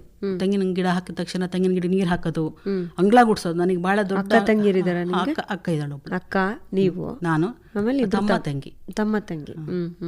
ಅಂಗ್ಳ ಗುಡ್ಸೋದೊಂದು ಖುಷಿ. ನಮ್ಮ ತೆಂಗಿನ ಗಿಡ ನೀರ್ ಹಾಕೋದು, ಮೆಣಸಿನ ಗಿಡ ನೆಡೋರು ನಮ್ಮ ತಾಯಿ. ಅದ್ರಲ್ಲೇ ತರಕಾರಿ ನೀರ್ ಹಾಕ್ಬಿಡ್ತಿತ್ತು ಬೆಳಗ್ಗೆ ಎಲ್ಲ ಇದ್ದೋಗಿ. ಹಿಂಗೆ ಸಣ್ಣ ಪುಟ್ಟ ಕೆಲಸ, ಅದೇ ಕೆಲಸ ಮಕ್ಕಳಿಗೆ. ಅಷ್ಟೊತ್ತಿಗೆ ರೊಟ್ಟಿ ಆಗಿರೋದು, ತಿಂಡಿ ತಿಂದು ಬಾಕ್ಸಿಗೆ ಹಾಕೊಂಡು ಸ್ಕೂಲ್. ಎಲ್ಲರೂ ಓದಿದ್ದೀರಾ ಈಗ? ಹೆಂಗೆ? ತಂಗಿ ಒಬ್ಳು ಓದ್ಲಿಲ್ಲ. ಅವಳಿಗೆ ಸ್ವಲ್ಪ ಮಾತು ಬಂದಿದ್ದೆ ಒಂದು 10 ವರ್ಷ 5 ವರ್ಷ ಹಿಂಗೆ. ಆಮೇಲೆ ಎಷ್ಟೋ ವರ್ಷಕ್ಕೆ ಬಂತು ಮಾತು. ಸ್ವಲ್ಪ ಎಲ್ಲರಿಗೂ ಹೋಲಿಕೆ ಮಾಡಿದ್ರೆ ಸ್ವಲ್ಪ ದಡ್ತನ ಆಗಿ ನಾನು ಎಷ್ಟು ವರ್ಷ ಊರಲ್ಲಿ ಇದ್ನೋ ಅಷ್ಟು ವರ್ಷ ಕರ್ಕೊಂಡು ಬರ್ತಾ ಇದ್ದು. ನೋಡ್ದಲ್ಲೇ ಓದೋದು ಅವಳು. ನೋಡಿ ಓದಕ್ಕೆ ಬರೆಯಕ್ಕೆ ಎಲ್ಲ ಕಷ್ಟ, ಆ ಥರದ ಹುಡುಗಿ ಅದು. ಹಾಗಾಗಿ ಮನೇಲಿದ್ದಾಳೆ ಈಗ ಅವಳು. ಆರೋಗ್ಯವಾಗಿ ಚೆನ್ನಾಗಿದ್ದಾಳೆ. ಅಮ್ಮಂಗೆಲ್ಲ ಹೆಲ್ಪ್ ಮಾಡೋದು, ಎಲ್ಲ ಕೆಲಸ. ಮತ್ತು ಮನೇಲಿ ಹುಟ್ಟಿದೆಲ್ಲ ಮಕ್ಕಳನ್ನ ಸಾಕಿದ್ದವಳು, ತಾಯಿ ತರ. ನೀವು ಯಾವುದೋ ಕಥೆನಲ್ಲಿ ಬರ್ದಿದ್ರಿ ಅಲ್ಲ? ಹೇಗೆ ಇದೆಲ್ಲ ಬರವಣಿಗೆ ಹೇಗೆ ನಿಮ್ಗೆ ಆರಂಭ ಆಗಿದ್ದು? ಆರಂಭ ಅಂದ್ರೆ 7th ಪಾಸ್ ಆಗಿ 8th ಹೋದು. ನಮಗೆ ಯಾವಾಗ AN ಶಿವರುದ್ರಪ್ಪ ಅಂತ ಹೇಳಿ ಒಬ್ರು ಮಾಸ್ಟರ್ ಬಂದ್ರು. ಅವ್ರು ನೋಡಕ್ ಹೇಗಿದ್ರು ಅಂದ್ರೆ, ಅವರು ಫುಲ್ ಶರ್ಟ್ ಹಾಕ್ತಿದ್ದು, ಅವ್ರದ್ದು ನಿನ್ ಶರ್ಟು, ಅವರ ಮುಖ, ಅವ್ರು ಬೇರೆನೆ ತರ ಇದ್ರು. ಅವ್ರು ಅವಾಗ್ಲೇ PhD ಆಗಿತ್ತು. PhD ಮಾಡಿ ಪ್ರಮೋಷನ್ ಆಗುತ್ತೆ ಅಂತ ಅವರಿಗೆ ಪ್ರಿನ್ಸಿಪಲ್ ಆಗಿ ಹೋಗ್ತಾರೆ ಅನ್ನೋ ತರ ಅವರು ನಮ್ಮ ಸ್ಕೂಲಿಗೆ ಬಂದ್ರು. ಅವರು ಕನ್ನಡ ಪಾಠ ಮಾಡೋರು. ನಾವು ಪಾಠ ಕೇಳೋದಕ್ಕಿಂತ ಮಾಸ್ಟರ್ ನೋಡೋದೇ ಆಗ್ತಿತ್ತು. ಹಿಂಗೆಲ್ಲ ಬರ್ತಾರ, ಟೈ ಎಲ್ಲ ಕಟ್ಕೊಂಡು, ಬಹಳ ಗ್ರ್ಯಾಂಡ್ ಎಂಟ್ರಿ ಅವ್ರದ್ದು. ಅವತ್ತಿನ ಮಾಸ್ಟರ್ಗಳೇ ಹಂಗೆ. ಅವರು ಮಾಸ್ಟರ್ ಹೆಂಗ್ ಬರ್ತಾರೆ ಅಂದ್ರೆ, ಒಂದು ಮಾರುತಿ 800 ಅಲ್ಲಿ ಬರೋದು ಅವಾಗ. ಮತ್ತೆ ಮಾಸ್ಟರ್ ಎಲ್ಲ ಅವಾಗ್ಲೇ ಈಗ ಕೆಲ್ಸಕ್ಕೆ ಸೇರಿದ ಮೇಲಲ್ಲ ಮನೆ ಕಟ್ಟೋದು, ಕಾರ್ ತಗೊಳ್ಳೋದೆಲ್ಲ ಮುಂಚೆನೆ ಇರೋದು. ಕಾರಲ್ಲಿ ಬಂದ್ಬಿಡೋರು, ಮಾಸ್ಟರ್ ಬರ್ತಾರೆ ಅಂತ ಸ್ವಲ್ಪ ನಿಂತು ನೋಡೋದು. ಅಂದ್ರೆ ಅವತ್ತಿನ ಕಾಲಕ್ಕೆ ಎಲ್ಲರ ಒಂದು ಆ ಮನೆ ಈ ಮನೆ ಅನುಕೂಲಸ್ಥರ ಮನೆ ಅಂತಿಲ್ಲ, ಎಲ್ರಿಗೂ ಒಂದು ಮನೇಲಿ ಒಬ್ರು ಟೀಚರ್ ಆಗ್ಲಿ ಅನ್ನೋದು, ಮನೇಲಿ ಒಬ್ರು ಶಿಕ್ಷಕರು ಬೇಕು ಅಂತ. ಬುದ್ಧಿವಂತರು ಶಿಕ್ಷಕ, ಪವಿತ್ರ ಕೆಲಸ ಅದು. ತುಂಬಾ ಚೆನ್ನಾಗಿರೋದ್ರ ಮನೇಲಿ ಓದಿ, ಬಹಳ ಗೌರವ ಇರೋದು. ಟೀಚರ್ ಇದಾರೆ ಅವ್ರ ಮನೇಲಿ. ಮನೇಲಿ ತುಂಬಾ ಯಾರು ಚೆನ್ನಾಗಿ ಓದ್ತಾರೆ ಅಂದ್ರೆ ನೀನ್ ಮಾಸ್ಟ್ರೇ ಆಗ್ಬೇಕು. ಬುದ್ಧಿವಂತರು ಮಕ್ಳಿಗೆ ಚೆನ್ನಾಗಿ ಕಲಿಸ್ತಾರೆ ಅನ್ನೋ ಅರ್ಥ. ಹಾಗಾಗಿ ಮಾಸ್ಟರ್ ಬರ್ತಿದ್ರು. ಒಂದ್ ದಿವಸ ಪಾಠ ಎಲ್ಲ ಮಾಡಿ ಆದ್ಮೇಲೆ ANS ಅಂತ, AN ಶಿವರುದ್ರಪ್ಪ, ನಾಳೆ ಬರ್ತಾ ಎಲ್ಲ ಕವನ ಬರ್ಕೊಂಡು ಬನ್ನಿ ಅಂತ ಹೇಳಿದ್ರು. ವಿಷಯ ಕೊಟ್ಟಿದ್ರಾ? ವಿಷಯ ಕೊಡ್ಲಿಲ್ಲ. ನೀವೇ ಏನ್ ಬೇಕೋ ಅದ್ ಬರ್ಕೊ ಬನ್ನಿ ಪುಸ್ತಕದ ಪಾಠದ ಕೊನೆಯಲ್ಲಿ ಮಕ್ಕಳಿಂದ ಚಟುವಟಿಕೆ ಅಂತ ಇರುತ್ತಲ್ಲ ಮೇಡಮ್, ಅದರಲ್ಲಿ ಒಂದು ಚಟುವಟಿಕೆಯಲ್ಲಿ ಕವಿತೆ ಬರೆಯಿರಿ ಅಂತ ಇತ್ತು, ಅದನ್ನ ಬರ್ಕೊಂಡು ಬನ್ನಿ ಅಂತ ಹೇಳಿದ್ರು. ನೆಂಟ್ರು ಮೇಡಮ್, ನಮ್ಮ ಮನೇಲಿ ಯಾವಾಗ್ಲೂ ನೆಂಟ್ರು, ಮನೇಲಿ ಕಷ್ಟ ಇರ್ಲಿ ಸುಖ ಇರ್ಲಿ, ಮನೆಗೆ ನೆಂಟ್ರು ವಿಪರೀತ. ಹಾನ್ಬಳಲ್ಲಿ ಬಸ್ ಇಳಿದು ನಡ್ಕೊಂಡು ಬಂದ್ಬಿಡೋರು. ಒಂದೊಂದ್ಸಲ 5 ಜನ 4 ಜನ ಬರೋರು. ಆ ಕಷ್ಟದಲ್ಲೂ ಅಮ್ಮ ಅಕ್ಕಿ ನೆನೆಸಿ ಹಿಟ್ಟು ಕುಟ್ಟಿ ಕಡುಬು ಮಾಡಿ, ಹಿಟ್ಟು ಕುಟ್ಟೆ ಕಡುಬು ಮಾಡಬೇಕು, ಇಲ್ಲಾಂದ್ರೆ ಎಂತದೋ ಗಾಳಿ ಗಂಟು ಮಾಡಿ ಊಟ ಹಾಕಿ ಕಳಿಸಿದ್ರು ಅಂತಾರೆ. ಹಿಟ್ಟು ಕುಟ್ಟೆ ಕಡುಬು ಸೇವಿಗೆ ಮಾಡ್ಬೇಕು ಅವರಿಗೆ. ಮನೇಲಿ ಕೋಳಿ ಇರ್ತಿದೆ, ಸಾರಿಂದ ಏನ್ ತೊಂದರೆ ಇಲ್ಲ. ಅಮ್ಮನಿಗೆ ಅಡಿಗೆ, ನಮ್ ತಂದೆಗೆ ದನ ಕಟ್ಟೋದು, ಏನೇನೋ ಹೊರಗಡೆ ಕೆಲಸ ಬೇಕಾದಷ್ಟು. ಅರ್ಧ ಲೀಟರ್ ಹಾಲು 1 ಲೀಟರ್ ಹಾಲು ಕೊಟ್ಟರು ಚಿಂತೆ ಇಲ್ಲ, ಮನೇಲಿ 10-15 ದನಗಳು ಇರ್ಲೇಬೇಕು. ಅದು ಸಾಮಾನ್ಯ ಮನೆಗಳಲ್ಲಿ, ನಮ್ಮಂತ ಮನೆಗಳಲ್ಲಿ. ಈ ಬೇರೆ ಬೇರೆ 1.5 ಎಕರೆ ಮನೆಯಲ್ಲೆಲ್ಲ 50-60 70 ಎಂಬುದು ದನಗಳು. ದನ ಭಾರಿ ಅವಾಗ. ಎಲ್ಲರ ಮನೆತನೂ ಒಬ್ಬರೇ ಮೇಯಿಸ್ಬೇಕೆ, ಎಲ್ಲರಿಗೂ ದನ ಮೇಯ್ಸಕ್ಕೆ ಅವಕಾಶ ಸಿಕ್ಕಿದ ಕಾಲ ಅದು. ಸರಿ, ಮನೆಗೆ ಹೋದ್ರೆ ನೆಂಟರೆಲ್ಲ ಬಂದಿದ್ರು, ಕವಿತೆ ಬರೆಯ ಕೇಳಿದ್ದಾರೆ ಮಾಸ್ಟ್ರು, ಏನ್ ಬರೆಯೋದು ಅಂತೇಳಿ ಎಲ್ಲ ಮಲಗಲಿ ಅಂತ ಕಾದ, ಇವಳಿಂತ ಕವನ ಬರೆತಾಳೆ ನಗಾಡ್ತಾರೆ. ಆ ಕವಿತೆ ಕವನದ್ದೆಲ್ಲ ಕಾನ್ಸೆಪ್ಟ್ ಇಲ್ಲ ಮನೆ ಒಳಗಡೆ, ಏನಿದ್ರು ಬೆಳಗ್ಗೆ ಏನ್ ಕೆಲಸ ಅಂತ ಅಷ್ಟೇ. ಆಮೇಲೆ ನಾನು ಒಂದು ಕವನ ಬರ್ಕೊಂಡು ಹೋದೆ. ಬರೆದ್ರಿ? ಒಟ್ಟೆ ಎಲ್ಲರೂ ಮಲಗಿದ್ಮೇಲೆ ಬರದೆ, ಪೆನ್ಸಿಲಲ್ಲಿ ಒಂದು ಶೀಟ್ಸ್ ತಗೊಂಡು ಬರೆದಿದ್ದು ನಾನು. ಆಮೇಲೆ ಬರೆದು ನಂಗೆ ಕದ್ದು ಇಟ್ಕೊಂಡು ಹೋದೆ, ಎಲ್ಲ ಮಡ್ಚಿ ಯಾರು ನೋಡಬಾರ್ದು ಅಂತ. ಅವಾಗ ಈಗಲೂ ಅದೇ ಬುದ್ಧಿ ಇದೆ ನನಗೆ, ಮಡ್ಚಿ ಕದ್ದು ಇಟ್ಬಿಡೋದು. ಆಮೇಲೆ ತಗೊಂಡು ಹೋದೆ. ನಾನೇನು ತಿಳ್ಕೊಂಡೆ, ಎಲ್ಲರೂ ಬರ್ಕೊ ಬಂದಿರ್ತಾರೆ ಅಂತ ತಿಳ್ಕೊಂಡೆ ನಾನು. ಯಾರು ಕವಿತೆ ಬರೋದು ಎದ್ನಿಲ್ಲಿ ಅಂತ ಅಂದ್ರು, ಯಾರು ಎದ್ನಿಲ್ಲ. ನಾನು ತಗೊಂಡೋಗಿ ಮಾಸ್ಟರ್ ಕೈಗೆ ಹಿಂಗೆ ಮಡ್ಸಿ ಎಲ್ಲ ದುಡ್ಡೆಲ್ಲ ಇಡ್ತಿದ್ರಲ್ಲ ಮುಂಚೆ, ಎಲ್ಲ ಹರಿದಾಕಿ ಹಂಗೆ ಮಾಡಿ ತಗೊಂಡೋಗಿ ಮಾಸ್ಟರ್ ಕೈಲಿ ಕೊಟ್ಟೆ. ಮಾಸ್ಟರ್ ಓದಿದ್ರು ಅದನ್ನ. ಓದಿ ಅವ್ರಿಗೆ ತುಂಬ ಖುಷಿ ಆಯಿತು. ಏನಮ್ಮ ಇಷ್ಟು ಚೆನ್ನಾಗಿ ಬರ್ತಿದ್ದಿಲ್ಲ, ಸೂರ್ಯೋದಯ ನೋಡ್ಕೊಂಡು ಬಾರ್ದ ಅಂದರು. ಸೂರ್ಯೋದಯನೇ ನೋಡ್ದಲೇ ಬರ್ತಿತ್ತು. ಹ್ಞೂ ಸರ್ ಅಂತಂದೆ. ನೀನು ತುಂಬ ಚೆನ್ನಾಗಿ ಬರೀತೀಯ ಕಣಮ್ಮ, ಹೀಗೆ ಬರ್ಕೊಂಡು ಹೋಗು, ನೋಡು ಒಳ್ಳೆ ಹೆಸರು ಬರುತ್ತೆ ಅಂತಂದರು. ಅದನ್ನ ನಾವು ಅವತ್ತಿಂದ ಇವತ್ತಿನವ್ರಿಗೆ ಏನು ಸಮಸ್ಯೆ ಅಂದರೆ, ನಾನು ಯಾವುದನ್ನು ಹೇಳಂಗಿಲ್ಲ. ಈಗ ಮನೇಲಿ ಅಮ್ಮ ಕೇಳಿಸ್ಕೊಳ್ಳಲ್ಲ, ತಂದೆ ಕೇಳಿಸ್ಕೊಳ್ಳಲ್ಲ. ಈ ನನ್ನ ತಮ್ಮ ತಂಗಿನೂ ಇಬ್ರು ಚಿಕ್ಕವರು, ಅಕ್ಕ ಇರೋದು ನಮ್ಮ ಅಜ್ಜಿ ಮನೆ ದಾರದಳ್ಳಿ. ನಾನು ಯಾರ ಹತ್ರ ಹೇಳಿದ್ರೆ ಕೆಲಸ ನೋಡು, ಕೆಲಸ ಇಲ್ಲ ಎಂತದ ಬರ್ದಿಯಾ ಅಂತ ಏನೇನೋ ಹೇಳ್ತಾರೇನ ಅಂತ ಹೇಳಿ ನಂಗೆ ಗೌಪ್ಯಾಗಿ ಇಟ್ಕೊಂಡು ಮನೆಗೆ ಬಂದೆ. ಮಾಸ್ಟ್ರು ತುಂಬಾ ಹೊಗಳಿಬಿಟ್ಟು ನನ್ನನ್ನು ಅವತ್ತು. ಅದೊಂದು ನನಗೆ ನೆನಪು ಇವು. ಮತ್ತೆ ಅದಕ್ಕೆ ಯಾರು ಒಂದು ಒಳ್ಳೆ ಪ್ರೇರಣೆ ಆಯ್ತು ಅಲ್ವಾ? ಆ ಮಾತುಗಳು ಇನ್ನೂ ನೆನಪಿದೆ, ಅವ್ರು ಏನ್ ಹೇಳಿದ್ರು ನೆನಪಿದೆ, ಅವರು ನೆನಪಿದ್ದಾರೆ, ಮುಖನೇ ನೆನಪಿದೆ. ಆಮೇಲೆ ಹಂಗೆ ಬರಿತಾ ಇದ್ರ ಅವ್ರು ಹೇಳಿದ ಮೇಲೇನು? ಬರೆಯಕ್ಕೆ ಶುರು ಮಾಡಿದೆ ಚಿಕ್ಕದಾಗಿ. ಅಷ್ಟರಲ್ಲಿ ಒಂದ್ ದಿವಸ ನಾನು ಹಾನ್ಬಳಲ್ಲಿ ಒಂಥರ ಟೌನ್ ತಿರುಗಾಡೋದು. ನಾನು ಸುಮ್ಮನೆ ಬ್ಯಾಗ್ ಹಾಕೊಂಡು ಎಲ್ಲ ಅಂಗಡಿ ಮುಂದೆ ಒಂದ್ಸಲ ಸುತ್ತ ಹೋಗ್ತಿದ್ದೆ ಎಲ್ಲರ ಅಂಗಡಿ. ಅಲ್ಲಿ ಒಂದು ಅಂಗಡಿ ಅಚ್ಚನಹಳ್ಳಿ ಅವರು ನಮ್ಮ ಅಣ್ಣನೇ ಒಬ್ರು ಒಂದು ಅಂಗಡಿ ಇಟ್ಟಿದ್ರು, ಮೋಹನ್ ಅಣ್ಣ ಅಂತ. ಸುಮ್ನೆ ಮೋಹನ್ ಅಣ್ಣರ ಅಂಗಡಿ ಕಡೆ ಹೋಗಿ ಒಂದ್ ಸ್ವಲ್ಪ ಹಿಂಗ್ ನೋಡ್ಬೇಕು, ನೋಡಿ ಮುಂದಕ್ಕೆ ಹೋಗೋದು. ಆಮೇಲೆ ಅವ್ರ ಮನೆ ಟೇಬಲ್, ಅವ್ರೊಂದು ಲೈಬ್ರರಿ ಎಲ್ಲ ಮಾಡಿದ್ರು ಅಣ್ಣ ಅಷ್ಟು ಬೇಗನೆ. ಯಾರಾದ್ರೂ ಬೇಕಾದ್ರೆ ಓದ್ಬೋದಾಗಿತ್ತು. ಅಲ್ಲಿ ಜನತಾ ಮಾಧ್ಯಮ ಅಂತ ಒಂದು ಪತ್ರಿಕೆ ಇತ್ತು. ನಾನು ಅದನ್ನ ಸುಮ್ಮನೆ ಹಿಂಗೆ ನೋಡಿ, ಹಾಸನ ಅಂತ ಇರುತ್ತೆ ಅದರಲ್ಲಿ, ಜನತಾ ಮಾಧ್ಯಮ ಹಾಸನಿಂದ ಬರುತ್ತೆ ಅಂತ ಗೊತ್ತಾಯ್ತು. ಈ ಕವಿತೆಯನ್ನ ಪೆನ್ಸಿಲಲ್ಲೇ ಒಂದ್ ಸ್ವಲ್ಪ ದುಂಡಾಗಿ ಬರೆದು ₹1 ₹2 50 ಪೈಸೆ ಸ್ಟಾಂಪ್ ಇರುತ್ತೆ ಅದಕ್ಕೆ. ಅದಕ್ಕೊಂದು ಕವರ್ ಹಾಕಿ ಪೋಸ್ಟ್ ಆಫೀಸ್ ಅಲ್ಲಿ ಕೆಳಗಡೆ ಸಕಲೇಶ್ಪುರ ರೋಡಲ್ಲಿ ಪೋಸ್ಟ್ ಆಫೀಸ್ ಇತ್ತು, ಈಗ ಚೇಂಜ್ ಮಾಡಿ ಮೂಡಿಗೆರೆ ರೋಡಿಗೆ ಮಾಡಿದ್ದಾರೆ. ಅದ್ರ ಮನೆ ಮುಂದೆ ನಮ್ಮ ಫ್ರೆಂಡ್ಸ್ ಮನೆ, ಅಲ್ಲಿ ಒಂದು ಹಾಲೆ ಮರ ಇತ್ತು. ಹಾಲೆ ಮರ ನೋಡಿದ್ದೆ ನಾನು ಅಲ್ಲಿ. ಅವ್ರು ಕರೆದು ಕೊಡೋರು, ಮೇಣ ಆಗುತ್ತೆ ಕಣೆ ಆದ್ರೂ ತಿನ್ನು, ಬಹಳ ಚೆನ್ನಾಗಿರುತ್ತೆ ಅಂತ ಹೇಳಿ. ಅಲ್ಲಿ ಹೋಗಿ ಅಲ್ಲಿ ಕೂತ್ಕೊಂಡು ಅಡ್ರೆಸ್ ಬರೆದಿದ್ದು ನಾನು, ಸಂಪಾದಕರು ಜನತಾ ಮಾಧ್ಯಮ ಹಾಸನ, ಇಷ್ಟು ಬರೆದು ಅದನ್ನ ಹಾಕಿ ಕಳಿಸ್ದೆ. ಅದು ಬಂದುಬಿಡ್ತು ಮೇಡಮ್. ಒಂದ್ ಕಾಪಿ ಇಟ್ಕೊಂಡಿದ್ದೀರಾ? ಅದಿಲ್ಲ. ಏನ್ ಬರ್ದಿದ್ರಿ, ನೆನ್ಪಿದ್ಯಾ? ನೆನ್ಪಿದೆ, ಹೇಳಿ. ಅದು ಕವಿತೆ ಸೂರ್ಯೋದಯ ಅಂತ ಹೆಡ್ಡಿಂಗ್ ಕೊಟ್ಟಿದ್ದೆ. ಸೂರ್ಯೋದಯದ ವೇಳೆಯಾಗಿರಲು ನಾ ಬಂದು ನೋಡುತ್ತಾ ನಿಂತಿರಲು, ಹರುಷ ತುಂಬಿ ನನ್ನ ಮನ ಕುಣಿದಿರಲು, ಅದನ್ನಿಲ್ಲಿ ಬರೆದು ನಾ ಬಣ್ಣಿಸಿರಲು. 7 ಬಣ್ಣಗಳು ಬಿದ್ದಿವೆ ಭೂಮಿಯ ಮೇಲೆ, ಹಕ್ಕಿಗಳೆಚ್ಚರಗೊಂಡಿವೆ ಆಗ ತಾನೆ, ಕೋಳಿ ಕೂಗಿತು ಬೆಳಗಾಯಿ ತೇಳಿ, ಬೆಳ್ಳಕ್ಕಿ ಸಾಲು ಬಾನಲಿ ತೇಲಿ. ಗಂಟೆಗಳು ಮೊಳಗಿದವು ದೇಗುಲಗಳ ಒಳಗೆ, ಹಾಡಿದರು ಮಂತ್ರಘೋಷ ದೇವಿಗೆ, ನಮಿಸಿದರು ತಲೆಬಾಗಿ ರವಿ ಎಡೆಗೆ, ನಡೆದರೂ ದಿನಚರಿಯ ಕಡೆಗೆ. ಚೆನ್ನಾಗಿದೆ. ಯಾವ ಕ್ಲಾಸು ನೀವು? 8th madam. 8ನೇ ಕ್ಲಾಸು. ಗಂಟೆಗಳು ಮೊಳಗಿದವು ದೇವಸ್ಥಾನಗಳ ಒಳಗೆ ಅಂತ ಬರೆದ್ನಲ್ಲ, ಸುತ್ತಮುತ್ತ ದೇವಸ್ಥಾನಗಳೇ ಇಲ್ಲ. ನಾವು ದೇವಸ್ಥಾನಕ್ಕೆ ಹೋದವರೇ ಅಲ್ಲ. ವರ್ಷಕ್ಕೊಂದ್ಸರಿ ಸುಗ್ಗಿ ಹಬ್ಬ ಅಂತ ನಡೀತಿತ್ತು ನಮ್ಮ ತಂದೆ ಊರಲ್ಲಿ. ನಡೆಸ್ಕೊಂಡು ಹೊಳೆದಾಡ್ಸ್ಕೊಂಡು ಕರ್ಕೊಂಡು ಹೋಗೋರು 5-6 ಕಿಲೋಮೀಟರ್. ಹತ್ರದಲ್ಲಿ ದೇವಸ್ಥಾನ ಇಲ್ಲ. ದೇವಸ್ಥಾನಕ್ಕೆ ಹೋಗೋ ಪದ್ಧತಿಯೂ ನಮ್ಗೆ ಗೊತ್ತಿಲ್ಲ ಬಹಳ ವರ್ಷ. ಇನ್ನು ಹಾದಿಗೆ ಬರದ್ರಿ ಹಾದಿಗೆ ಊರಲ್ಲಿ ಒಳಗಡೆ ದೇವಿರಮ್ಮ ದೇವಸ್ಥಾನ ಇರೋದು, ತೋಟದಲ್ಲಿ ನಡಿಬೇಕು, ಅಲ್ಲಿ ಬೆಳಗ್ಗೆ ನಡ್ಕೊಂಡು ಕೈ ಮುಗಿಯ ಮಾತಂತೂ ಇಲ್ಲ, ಇಲ್ಲೇ ಎಲ್ಲ ನಿಂತ್ಕೊಂಡು ಮುಗಿದ್ಬಿಡಿ ಅನ್ನೋರು ಮುಗಿತಿದ್ದು ಅಲ್ಲೇ ನಿಂತ್ಕೊಂಡು ರೋಡಲ್ಲೇ. ಆ ರೀತಿ ಇದೆಲ್ಲ ಅದೇ ಸ್ವಲ್ಪ ಆ ತರ ಅದೆಲ್ಲ ಯೋಚನೆ ಮಾಡಿ ಆಮೇಲೆ ಅದು ಬರುತ್ತಾ ಇಲ್ಲ ಅಂತ ದಿನ ಪೇಪರ್ ನೋಡಕ್ ಶುರು ಮಾಡಿದ್ರಿ ಅನ್ಸುತ್ತೆ. ನೋಡ್ಲಿಲ್ಲ, ಸುಮ್ನೆ ಹೋಗೋದು. ಅಂದ್ರೆ ನಾನೇನ್ ತಿಳ್ಕೊಂಡೆ ಇದು ಬರಲ್ಲ, ಇಲ್ಲಿ ತೆಗೆದು ಅಡ್ರೆಸ್ ಕಳ್ಸಿದ್ರಿ, ಬರೀ ಸಂಪಾದಕರು ಅಂತಿದೆಯಲ್ಲ ಅಂತ. ಆಮೇಲೆ ಅಣ್ಣನೇ ನೋಡ ಬಾರ ಇಲ್ಲಿ ನಿನ್ನ ಹೆಸರು ಬಂದಿದೆ ಪೇಪರ್ ಅಲ್ಲಿ, ಅದು ಸಾಧಾರಣ ವಿಚಾರನ. ಅಲ್ಲಿ ನಾರಾಯಣ ಆಚಾರ್ಯ ಅಂತ ಇದ್ರು, ಬಸ್ ಕಂಡಕ್ಟರ್ ಆಗಿ ಕೆಲಸ ಮಾಡೋದವ್ರು, ಅವ್ರ ಮಗ ಒಬ್ರು ಇದ್ರು. ಹುಡುಗಿ ಏನ ಇದು ಹೆಸರು ಬಂತಲ್ಲ ಪೇಪರ್ ಅಲ್ಲಿ, ಅವ್ರು ತೀರೋಗ್ಬಿಟ್ಟಿದ್ದಾರೆ. ನನ್ಗೆ ಯಾವಾಗ್ಲೂ ಅವ್ರು ಬಹಳ ನೆನಪಾಗ್ತಾರೆ. ಅಲ್ಲಿ ಹಾದಿಗೆ ರೋಡಲ್ಲಿ ಹೋಗ್ತಾ ಇದ್ದೆ, ಏನ ಹುಡುಗಿ ನಿನ್ನ ಹೆಸರು ಪೇಪರ್ ಅಲ್ಲಿ ಬಂತಲ್ಲ ಹುಡುಗಿ, ಇಷ್ಟು ಚೆನ್ನ ಹುಡುಗಿಗೆ ಪೇಪರ್ ಅಲ್ಲಿ ಬಂತಲ್ಲ ಅಂತ ಬಹಳ ಅಭಿನಂದಿಸಿದ್ರು. ಅದೆಲ್ಲ ಒಂದು ಒಳ್ಳೆ ನೆನಪುಗಳು. ನೆನಪುಗಳು. ಆಮೇಲೆ ನಿಮ್ಗೆ ಬರೀಲೇಬೇಕು ಅಂತೆಲ್ಲ ಅದೊಂದು ಹಠ ಛಲ ಎಲ್ಲ ಇಲ್ಲಲ್ಲ ಮೇಡಮ್, ಹಠ ಛಲ ಇಲ್ಲ. ಹಿಂಗ್ ಸಂದರ್ಭ ಬಂದಾಗ ಒಂದು ಕವಿತೆ ಬರಿತಾ ಇದ್ದೆ. ಹೈಸ್ಕೂಲ್ ಅಲ್ಲೇ ಓದಿದ್ರ? ಹೈಸ್ಕೂಲ್ ಅಲ್ಲೇ ಓದಿದೆ. ಆಮೇಲೆ PUCಗೆಲ್ಲ ಅಲ್ಲೇ ಹಾನ್ಬಳಲ್ಲೇ.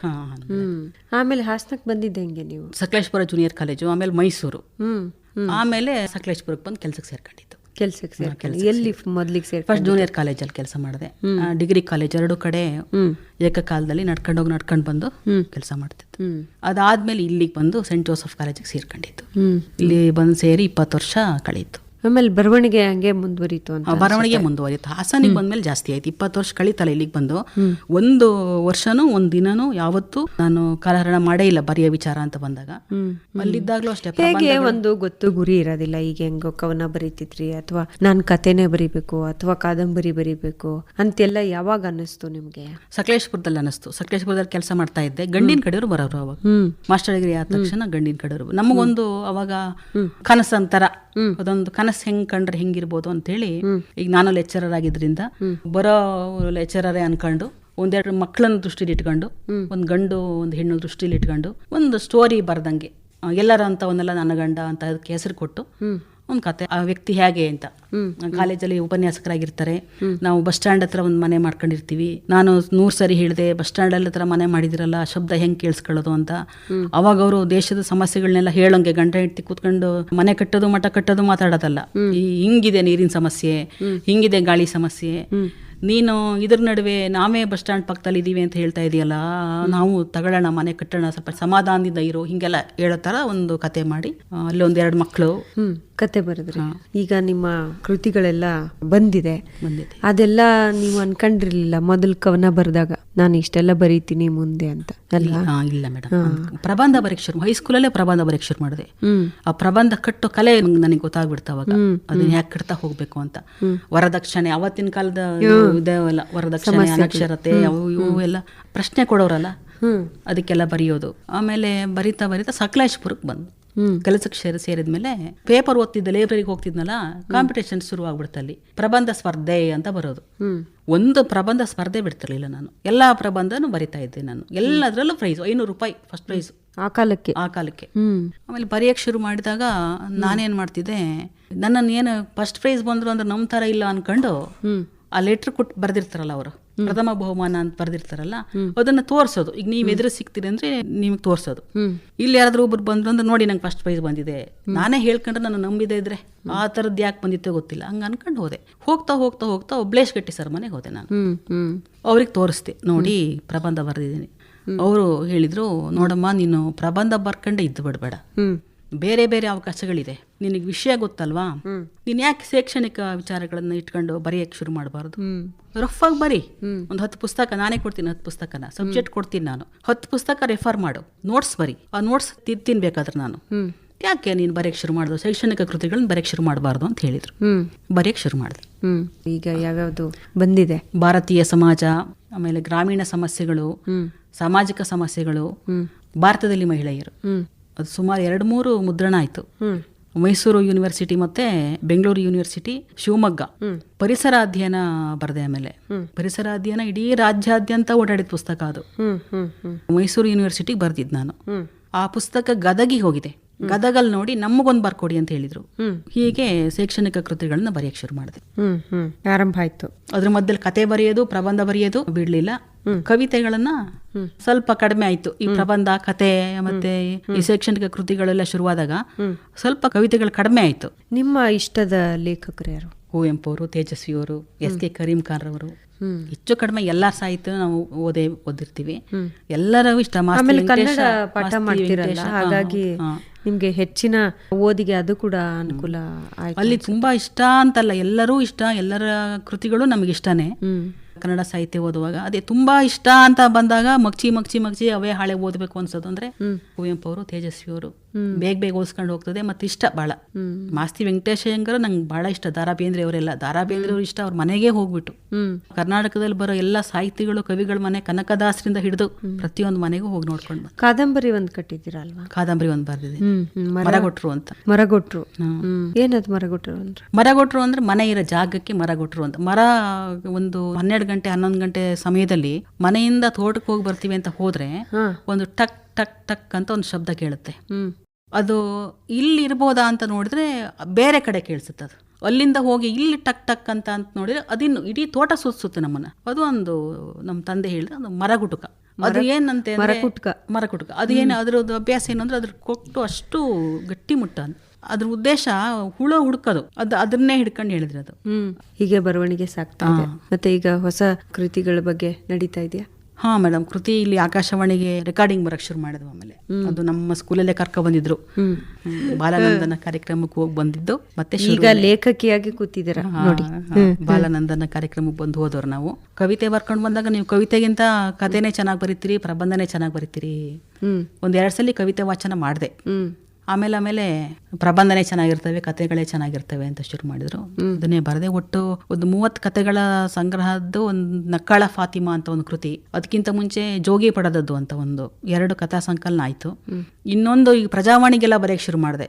ಅದ್ರಲ್ಲೆಲ್ಲ ಬಹುಮಾನಗಳು ಬರಕ್ ಶುರುವಾಯ್ತು. ಅದೊಂದು ಪ್ರಜಾವಾಣಿದೊಂದು 6 ವರ್ಷ ಬರೆದು 6-7ನೇ ವರ್ಷದಲ್ಲಿ ನನಗೊಂದು ಉಣ್ಣರ್ ಪುಣ್ಯ ಅಂಬ್ಲೆ ಮಡ್ಕಿಲಿ ಅಂತ ಹೇಳಿ ಒಂದು ಗಾದೆ ಉಂಟು ನಮ್ಮ ಅಮ್ಮಂದು. ಉಣ್ಣರ್ ಪುಣ್ಯ ಅಂಬ್ಲಿ ಮಡ್ಕಿಲಿ ಅಂತ. ಅದಕ್ಕೆ ಅರ್ಥ ಏನಮ್ಮ ಅಂದ್ರೆ ನಮ್ಮ ತಾಯಿಗೆ ಗೊತ್ತಿಲ್ಲ. ಒಟ್ನಲ್ಲಿ ಉಣ್ಣದ್ ಪುಣ್ಯ ಅಂಬ್ಲಿ ಮಡ್ಕಿ ನೋಡಿದ್ರೆ ಸಾಕಂತೆ, ಪುಣ್ಯ ಏನ್ ಮಾಡಿದೀವಿ ಅಂತ ಗೊತ್ತಾಗುತ್ತೆ ಅನ್ನೋ ಅರ್ಥ ಇರೋದು. ಅದೊಂದು ಹಿಡ್ಕೊಂಡು ನಾನೊಂದು ಕತೆ ಬರೆದಿದ್ದು ಪ್ರಜಾವಾಣಿಲಿ ಬಂದ್ಬಿಡ್ತು ಪ್ರೈಸು. ಅದು ತುಂಬಾ ಸಂತೋಷದ ವಿಚಾರ. ಆಮೇಲೆ ಕೊತ್ತಿಮರಿ ಅಂತ ಒಂದು ನಾವು ಕೊತ್ತಿಮರಿ ಸಾಕ್ತಿವಲ್ಲ, ಕೊತ್ತಿಮರಿ ಸುದ್ದ ಹೆಣ್ದಿದ್ದು ನಾನು. ಅದು ಸುಧಾದಲ್ಲಿ ಬಂತು. ಯಾವಾಗ ಸುಧಾ ಮತ್ತೆ ಪ್ರಜಾವಾಣಿಲಿ ಬರಕ್ ಶುರುವಾಯ್ತು ಆವಾಗ ಸ್ವಲ್ಪ ನನಗೆ ಧೈರ್ಯ ಬಂತು, ಓಹೋ ನಾನು ಬರೀತೀನಿ ಅಂತ. ಅಲ್ಲಿವರೆಗೆ ಬೇರೆಯವ್ರಿಗೆ ಹೇಳಕ್ ಯೋಚನೆ ಮಾಡ್ತಿದ್ದೆ. ಆಮೇಲೆ ಎಲ್ಲ ಲೇಖನಗಳನ್ನೆಲ್ಲ ಸೇರಿಸಿ ಜಿಲ್ಲಾ ಮಟ್ಟದ ರಾಜ್ಯೋತ್ಸವ ಪ್ರಶಸ್ತಿ ಕೊಟ್ಟರು. ಸ್ಟೇಜ್ ಮೇಲೆ ಕೂತಿದ್ದೀನಿ, ಇನ್ನೇನು ಹಾರ ಹಾಕಬೇಕು, ಒಂದು ಫೋನ್ ಬರುತ್ತೆ ಮನೆಯಿಂದ ನಮ್ಮ ತಾಯಿ, ನಿಮ್ಮ ಮಾಸ್ಟ್ರು ತೀರೋದ್ರು ಅಂತೇಳಿ. ನಮ್ಮ ದೇವೇಗೌಡರು ಮಾಸ್ಟ್ರು ತೀರೋಗ್ಬಿಟ್ಟಿದ್ರು. ನಮಗೆ ಅಕ್ಷರ ವಿದ್ಯಾಭ್ಯಾಸ ಎಲ್ಲ ಕಲಿಸಿದವರು. ಫಸ್ಟ್ ಕಲಿಸಿದ್ದು ಕೃಷ್ಣಯ್ಯ ಮಾಸ್ಟ್ರು. ನಾನು ಕಾಲೇಜ್ ಮುಗಿಸ್ ಬರೋದ್ರೊಳಗೆ ಅವರು ತೀರೋಗಿದ್ರು, ಅವರು ಸಿಕ್ಲಿಲ್ಲ. 2ನೇ ಚಂದ್ರೇಗೌಡರು ಅಂತೇಳಿ ಸಕಲೇಶ್ಪುರದಲ್ಲಿ, ಅವ್ರು ತೀರೋಗಿದ್ದು ನಂಗೆ ಸಿಕ್ಲಿಲ್ಲ. ದೇವೇಗೌಡರು ಮಾಸ್ಟ್ರು ತೀರೋದ್ರು. ಆಮೇಲೆ ಏನಾರ ಮಾಡಿ ಹೋಗಿ ತಲುಪಬೇಕು ಅಂತ ಹೊರಟಾಗ ಅದು ನನಗೆ ಸಿಕ್ಕಲಿಲ್ಲ. ಆಮೇಲೆ ಅವ್ರದ್ದು ಫೋಟೋ ತರಿಸ್ಕೊಂಡು ಗುರುಮನೆಯ ಹುಡುಕಾಟದಲ್ಲಿ ಅಂತ ಒಂದು ಪುಸ್ತಕ ಬರೆದು ಅವ್ರ ಹೆಸರಲ್ಲೇ ಅದನ್ನ ಒಂದು ಕೃತಿ. ನೋಡಿ, ಇಷ್ಟೊಂದು ನೆನ್ಪು ಮಾಡ್ಕೊತಿದ್ದೀರಾ. ನಿಮ್ಮ ನಾಗ್ಲೆಯಿಂದ ಮಾತಾಡ್ಸುವಾಗ ಫಸ್ಟ್ ಗುರುಗಳಿಂದ ಹಿಡಿದು ಗುರುಗಳ ಬಗ್ಗೆ ಮಧ್ಯದಲ್ಲಿ ನಿಮ್ಮ ಮಾತುಗಳು ಬಂದೇ ಬರುತ್ತೆ. ಈಗ ನೀವು ಗುರುಗಳ ಸ್ಥಾನದಲ್ಲಿದ್ದೀರಿ, ಎಷ್ಟೊಂದು ಜನಕ್ಕೆ ವಿದ್ಯೆ ಕಲಿಸಿದ್ದೀರಿ. ಏನು ಅನ್ಸುತ್ತೆ ಮೇಡಮ್ ಆ ಪರಂಪರೆ ಮತ್ತು ಇವತ್ತಿನ ದಿನಗಳಿಗೆ?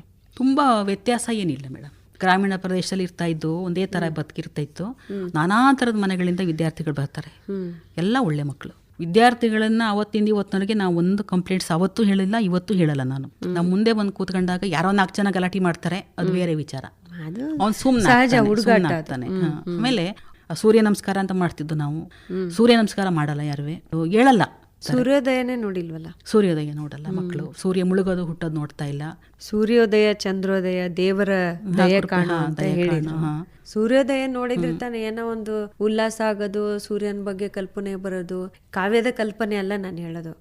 ಸೈನ್ಸ್ ಏನ್ ಹೇಳುತ್ತೆ, ಸೂರ್ಯೋದಯ ಯಾಕಾಗುತ್ತೆ, ಚಂದ್ರೋದಯ ಯಾಕಾಗುತ್ತೆ, ಮುಳುಗುತ್ತೆ ಅಂತೀವಲ್ಲ ನಾವು, ನಿಜವಾಗ್ಲೂ ಮುಳುಗುತ್ತಾ? ಈ ತರದ ಆಲೋಚನೆಗಳು ಏನಾದ್ರು ನೋಡ್ದಾಗ ತಾನೆ ಹುಟ್ಟೋದು. ನಾವು ನೋಡಿಲ್ಲ ಅಂದ್ರೆ ಏನ್ ಹುಟ್ಟುತ್ತೆ? ತಾನೆ. ಆಮೇಲೆ ಅದ್ರ ಮಧ್ಯದಲ್ಲಿ ಕೊರೋನಾ ಬಂದು ಮೊಬೈಲ್ ಕೊಟ್ಟು ನಾವೇ, ಅದು ಸ್ವಲ್ಪ ದೊಡ್ಡ ಸಮಸ್ಯೆ ಆಯ್ತು. ಹಿಂಗೆ ಮಕ್ಕಳ ಮನಸ್ಸೇನಾದ್ರೂ ಹಾಳಾಗಿದ್ರೆ ಅದಕ್ಕೆ ಕಾರಣ ಫಸ್ಟ್ ಪೇರೆಂಟ್ಸ್, 2ನೇ ಮೀಡಿಯಾ. ಅದೆಲ್ಲ ಬೇಜಾರಾಗುತ್ತಲ್ವಾ ನಿಮ್ಗೆ? ತುಂಬಾ ಬೇಜಾರಾಗುತ್ತೆ, ನಮ್ಮಂತರಿಗೆ ಭಾಳ ಬೇಜಾರಾಗುತ್ತದೆ. ಯಾಕೆಂದ್ರೆ ನಾವು ಎಷ್ಟೋ ದಿವಸ ರೇಡಿಯೋನೇ ಒಂದೇ ಇದ್ದಿದ್ದು, ಆ ಕಾಡಲ್ಲಿ ವಾಸ ಮಾಡಿದವ್ರು ನಾವು. ಕಾಡಲ್ಲಿ ಯಾವ್ದಾದ್ರು ಒಂದು ವಾಯ್ಸ್ ನಮಗೆ ಕೇಳಿದೆ ಅಂದ್ರೆ ರೇಡಿಯೋನೇ ಅದು, ಮತ್ತು ನಾವು ಬೇರೆ ಏನು ಕೇಳ್ದಾರಲ್ಲ ರೇಡಿಯೋ ಬಿಟ್ಟು. ಹಂಗಾಗಿ ಸ್ವಲ್ಪ ಇವತ್ತಿನ ಮಕ್ಳು ನೋಡಿದಾಗ ನಮಗೆ ಬೇಜಾರಾಗುತ್ತೆ. ಸುಮ್ಮನೆ ಹಾಳು ಮಾಡ್ಬಿಟ್ರಲ್ಲ ಇಂಥ ಮಕ್ಕಳನ್ನ. ಯಾಕೆಂದ್ರೆ ಎಲ್ಲ ಮಕ್ಕಳು ದೇವ್ರ ಸಮಾನ, ಹುಟ್ಟುವಾಗ ವಿಶ್ವ ಮಾನವನೇ. ಅಂದ್ರೆ ಒಳ್ಳೆ ಅಭ್ಯಾಸಗಳನ್ನ ರೂಢಿಸ್ಬೇಕು. ಮಕ್ಕಳು ನೋಡಿ ಕಲಿತಾರೆ, ಅಪ್ಪ ಅಮ್ಮ ಏನ್ ಮಾಡ್ತಾರೋ ಅದನ್ನ ನೋಡ್ತಾರೆ. ಹಂಗಾಗಿ ಆ ಶಿಸ್ತು ಬೇಕು ಅಂತ ಅಂತೀರ. ಒಳ್ಳೇದಾಗ್ಲಿ ಮೇಡಮ್. ಇದುವರೆಗೆ ನಿಮ್ಮ ಅನೇಕ ಕಥೆಗಳನ್ನ ನಾವು ರೇಡಿಯೋದಲ್ಲಿ ಪ್ರಸಾರ ಮಾಡಿದೀವಿ, ಒಂದಕ್ಕಿಂತ ಒಂದು. ಅಂದ್ರೆ ಅದೇನು ಹೊಸದಾಗಿ ನಾವು ಕೇಳದೆ ಇರೋದು, ನೋಡದೆ ಇರೋದಿಲ್ಲ, ನಮ್ಮ ಕಣ್ಮುಂದೆ ಇರುತ್ತೆ. ಅದಕ್ಕೊಂದು ಕತೆ ಹೆಣಿಬೋದು ಹೀಗೆ ಅಂತ ಅನಿಸಿರೋದಿಲ್ಲ. ಆದ್ರೆ ನೀವು ಅದನ್ನ ತಗೊಂಡು ಬರ್ತೀರಾ, ಭಾಳ ಖುಷಿ ಆಗುತ್ತೆ. ಒಳ್ಳೆಯದಾಗಲಿ ನಿಮ್ಮ ಸಾಹಿತ್ಯಿಕ ಬದುಕಿಗೂ. ಇನ್ನೂ ಅನೇಕ ವಸ್ತು ವಿಷಯಗಳನ್ನು ಇಟ್ಕೊಂಡು ಜನರನ್ನು ತಲುಪಿ ಆ ಮೂಲಕ ಒಂದು ಸಂದೇಶ. ಅಂದ್ರೆ ಈಗ ಹೇಳಿದ್ರಿ ನೋಡಿ, ನೀವು ಈಗ ಮಲೆನಾಡಿನವ್ರು ಅಲ್ಲದೇ ಇರೋರಿಗೆ ಮಲೆನಾಡನ್ನು ಪರಿಚಯ ಮಾಡೋದು, ಅಥವಾ ಇವತ್ತಿನ ಮಲೆನಾಡು ಮತ್ತು ನೀವು ಅವತ್ತು ನೋಡಿರೋ ಮಲೆನಾಡು ಆ ಪರಿಚಯ ಮಾಡೋದು, ಇದೆಲ್ಲ ಒಂಥರ ಕುತೂಹಲ. ಇದೆಲ್ಲ ಕತೆ ಕಟ್ಟಿ ಹೇಳಿ ಅದನ್ನು ಪರಿಚಯ ಮಾಡಿಸೋದು, ಇದೆಲ್ಲ ಹೊಸ ಲೋಕನ ತೆರೆದಿಡುತ್ತೆ. ಆ ಕೆಲಸದಲ್ಲಿ ನೀವು ನಿರತರಾಗಿದ್ದೀರಾ. ಒಳ್ಳೆಯದಾಗಲಿ. ತುಂಬ ಧನ್ಯವಾದಗಳು. ನಿಮಗೆ ಎಷ್ಟು ಥ್ಯಾಂಕ್ಸ್ ಹೇಳಿದ್ರು ಕಡಿಮೆನೆ, ಹಾಸನ ಆಕಾಶವಾಣಿಗೆ. ಹಾಗಾಗಿ ಈ ಸಂದರ್ಭದಲ್ಲಿ ನನಗೆ ಮಾತಾಡೋಕೆ ಅವಕಾಶ ಮಾಡಿಕೊಟ್ರಿ. ಮಗಳಿದ್ದಾಳೆ ನನಗೊಬ್ಳು, ಅವಳು ಸಾಹಿತ್ಯಾಸಕ್ತಳು, ಜೊತೆಗೆ ಕನ್ನಡದ ಅಭಿಮಾನಿ. ಈ ಸಾಹಿತ್ಯ ಪರಿಷತ್ ಅವರೆಲ್ಲ ಕಥಾ ಸ್ಪರ್ಧೆಗಳು ನಡೆಸ್ತಾರೆ, ಅವಾಗ ಬರಿತಾಳೆ ಅವಳು ಸ್ವಂತ ರೆಡಿ ಆಗೋದವಳು. ಅಕಸ್ಮಾತ್ ನಿಮ್ಮಮ್ಮ ಹೇಳ್ಕೊಟ್ರ ಅಂತ ಕೇಳ್ತಾರೆ ಯಾರಾದ್ರೂ, ಅದಕ್ಕೆ ಅವಳೇ ರೆಡಿಯಾಗಿ ಫಸ್ಟ್ ಪ್ರೈಸ್ ತಗೊಳ್ತಾಳೆ. ಅವಳು ಏನ್ ಓದ್ತಿದ್ದಾಳೆ ಮಗಳು? ಅವಳು ಇಂಜಿನಿಯರಿಂಗ್ ಸೇರಿಸಿದ್ದೀವಿ, ಮಲೆನಾಡು ಕಾಲೇಜಲ್ಲಿ ಇದ್ದಾಳೆ. ಕವಿತೆಗಳನ್ನು ಬರೆಯೋದು. ಒಂದು ನಾಯಿ ಮರಿ ತೀರೋಗಿತ್ತು, ದಾರಿಲಿ ಬರುವಾಗ ಇವಳಿಗೆ ಏನು ಮಾಡಕ್ ಆಗ್ತಿರ್ಲಿಲ್ಲ, ಹೆಲ್ಪ್ ಮಾಡಕ್ ಆಗ್ತಿರ್ಲಿಲ್ಲ. ಅದಕ್ಕೆ ಅದನ್ನ ಏನ್ ಮಾಡೋದು, ಇಲ್ಲ ತಗೊಂಡೋಗೋದನ್ನ ಮಣ್ಣು ಮಾಡೋದ ಏನು ಅಂತಲೇ ಗೊತ್ತಾಗದಲ್ಲಿ ಅವಳು ಸುಮ್ಮನೆ ಬರ್ಬೇಕಾದ ಪರಿಸ್ಥಿತಿ ಬಂತು. ಅದು ನೋಡಿವೆ, ನಾಯಿ ಮರಿ ಅಂದ್ರೆ ಇಷ್ಟ, ಅದು ತೀರೋಗಿದೆ, ಆದ್ರೆ ಅದನ್ನ ಏನು ಮಾಡಕ್ ಆಗ್ತಿಲ್ಲ ಇವಳಿಗೆ. ಅದನ್ನ ಒಂದು ಸಂದರ್ಭನ ಒಂದು ಪದ್ಯ ಬರ್ತಿದ್ದಾಳೆ ಅವಳು. ಆಮೇಲೆ ನಾವು ಒಂದು ನಾಯಿ ಸಾಕಿದ್ದು ಮನೇಲಿ, ಅದು ತೀರೋಗಿದ್ದು, ಅದ್ರದ್ದು ಒಡನಾಟ ಸೇರಿಸಿ ಅದೊಂದು ಬರ್ದಿದ್ದಾಳೆ. ಈಗ ಅವಳಿಗೆ ಸಮಯ ಆದಾಗೆಲ್ಲ, ಆಮೇಲೆ ಅಜ್ಜಿ ಮನೇಲಿ ಏನೋ ಕಾಡ್ಕೋಳಿ ಓಡಿಸಿದ್ದು, ಕೆರೆ ಏರಿ ಮೇಲೆ ನಡೆದಿದ್ದು ಅದನ್ನೆಲ್ಲ ಬರೆಯೋದು, ಈ ಥರದ್ದು ಮಾಡ್ತಿದ್ದಾಳೆ. ಸ್ವಲ್ಪ ಸಾಹಿತ್ಯ ಆಸಕ್ತಿ ಇದೆ. ಆಸಕ್ತಿ ಇದೆ. ಅದೊಂದು ಸಂತೋಷ ಆಗುತ್ತಲ್ಲ ಅಪ್ಪ ಅಮ್ಮಂಗೆ. ಆಮೇಲೆ ಪುಸ್ತಕಗಳನ್ನ ಓದೋದು, ಆಮೇಲೆ ರೇಡಿಯೋ ಕಂಪಲ್ಸರಿ ಕೇಳಲೇಬೇಕು ಅವಳಿಗೆ. ನಾಳೆ ಎಕ್ಸಾಮ್ ಅಂದ್ರೆ ಇವತ್ತು ಎಕ್ಸಾಮ್ಗೆ ಹೋಗಕ್ಕಿಂತ ಮುಂಚೆನೂ ಕೇಳಲೇ ಹೋಗ್ಬೇಕು, ಆ ಥರ ಕಂಡೀಷನ್ ಹಾಕಿದ್ದೀನಿ ಮನೇಲಿ ಎಲ್ಲರಿಗೂ. ಧನ್ಯವಾದಗಳು. ಇದುವರೆಗೆ ಬರಹಗಾರ್ತಿ ಹಾಗೂ ಉಪನ್ಯಾಸಕರಾದ ಭಾರತಿ ಹಾದಿಗೆಯವರೊಂದಿಗಿನ ಸಂದರ್ಶನವನ್ನು ಕೇಳಿದಿರಿ. ಸಂದರ್ಶಕರು ಸುಜಾತಾ ಎಫ್ ತಳವಾರ್.